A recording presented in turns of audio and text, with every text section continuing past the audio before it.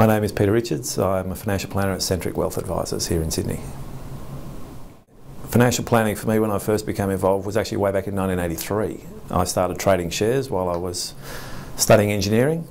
Studied engineering for a flat out for 4 years, worked as an engineer for about 2 years, but then I started studying postgraduate finance with Securities Institute, as it was known way back then. Then in 1989 came across another fellow engineer who'd moved into financial planning, and I think there's a lot out there, and I moved in with him late 89, early 1990. Also, one of the biggest buzzes I get is actually in helping someone actually get the age pension for the first time. Sounds weird, but they appreciate that more than a hell of a lot of other clients, and that you really feel like you've made a big impact in their lives, that's for sure. Okay, some of the key issues that we're facing in our business right now are repricing. We're actually going through the entire client base and making sure they're all paying fee for service. This is obviously, there's FOFA coming in a year or two, which is meant to impact on all new clients, but what we've decided is that we're going to implement a new pricing across every single client in the firm, which, as you can imagine, is a pretty big exercise. So that's something that we're going flat out on probably over the next 6 months. So that's a big issue for us right now. Networking in the industry is very important. You can tend to be quite insular. I'm sort of lucky within Centrice because we've got about 35 other advisors, but in my prior life back at PKF I was one partner, that was it, and had been a sole operator for sort of 5 or 10 years. And if you don't know what's going on in the industry, you can sometimes form a bit of a distorted view of what's really going on. Not saying you're jumping at shadows, but you know, you've really got to make yourself aware of what's going on, seeing what other people are doing, picking up ideas. That's on the one hand. On the other hand, you should be sort of giving a little bit back to the industry and sort of sharing with others what you're doing.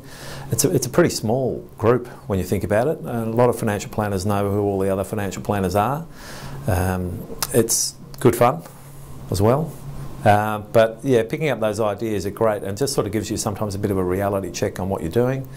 I've had quite a few, there's actually chaps this week say, look, I want to come and pick your brains about something, let's go and grab a bite to eat for lunch, and there's a very good open sharing of ideas, and I think in that respect, I think the financial planning community is fantastic. I think we're all pretty willing and open and sharing ideas. I've certainly experienced that over the last 20 years, that's for sure. I've met some phenomenal people who mentored me early on, and I think it's a brilliant idea to just sort of return the favour and also just go out and enjoy each other's company as well. It's a great industry, and if we're all working together, we'll make it become a profession.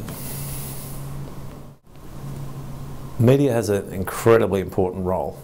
Probably not so much amongst the industry, I think, but in terms of our perception or perception of financial planners amongst the general public, it has an amazing impact, a huge impact. And some of the stories you read, you sort of wonder whether or not whoever wrote that story has really taken the time to understand what financial planning is all about.